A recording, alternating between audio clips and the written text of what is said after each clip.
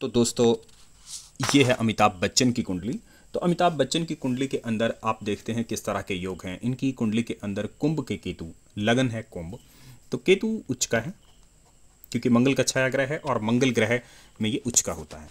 ठीक, मंगल ग्रह क्योंकि शनि की राशि में उच्च होते हैं इसलिए, और शनि की कुंभ राशि तो मकर से भी ज़्यादा अच्छी है, इसलिए केतु उच्च के इस राशि में कहलाएंगे। मैं यहाँ पे स्टार बना सकता हूँ जी। अब आपने देखा कि 11 अंक, 11 है कुंभ। तो हम शनि की बात करते हैं। शनि कहाँ है? तो शनि बैठते हैं यहाँ पर सुख के स्थान में और उच्च के हैं, तो मैं यहाँ पे स्टार लगा देता हूँ।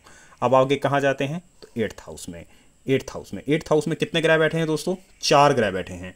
4 या 4 से ऊपर ग्रह, शास्त्र का ऐसा कथन है कि किसी की भी कुंडली में पाए जाएं, वह व्यक्ति मिट्टी का माधव भी क्यों ना हो, वह राष्ट्रीय या अंतर्राष्ट्रीय स्तर पर छा करके ही रहता है।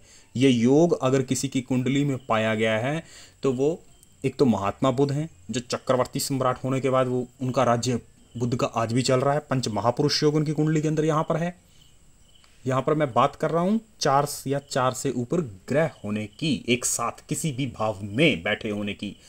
ओशो की कुंडली में ऐसे ग्रह बैठे हुए हैं, second face of the life, जिसमें से आसमान दिया। बुद्ध की कुंडली में ऐसे ग्रह हैं। इसके ये ग्रह नॉर्मल नहीं होते।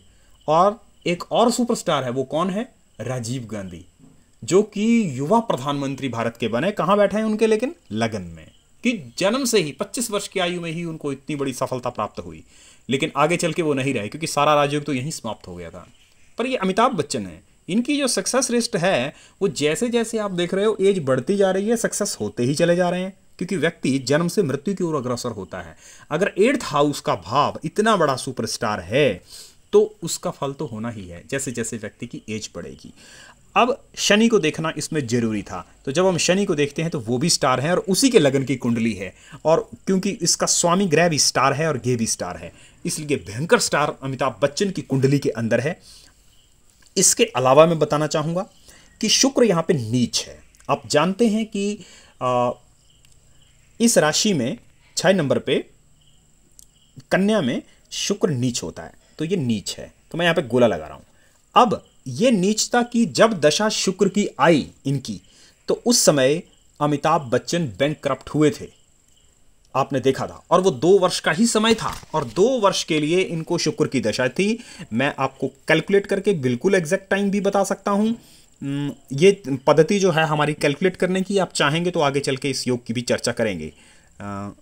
6 5 11, 1 3 2 5 1 6, तो इसके थोड़ा सा आगे पीछे ये जा सकता है जो मैंने कैलकुलेशन की है, क्योंकि ये कोई दशा नहीं है।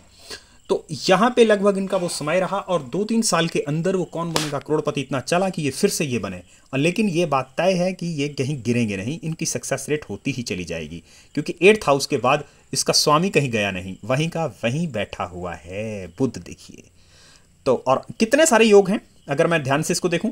एक तो देखिए सूरज सूर्य बुध आदित्य योग बना, ये एक स्टार है। ठीक, बुध उच्च का है, ये मैंने पहले लगा दिया। उसके बाद मैं बात करूं शुक्र, सिर्फ एक शुक्र नीच है, इसके नीच भंग राजयोग भी बन गया, क्योंकि अगर शुक्र नीच है तो बुध उच्च का है, और मंगल और सूर्य वैसे एक विशेष योग होता है। तो इतने सारे स्टार और ऊपर से 4 स्टार, तो 4 ग्रह तो वैसे ही सुपरस्टार होते हैं। तो जैसे जैसे एज बढ़ती चली जा रही है, अब इनकी सक्सेस कितनी ज़्यादा है वो शायद मुझे बताने की ज़रूरत नहीं है। तो दोस्तों, ये थी अमिताभ बच्चन की कुंडली।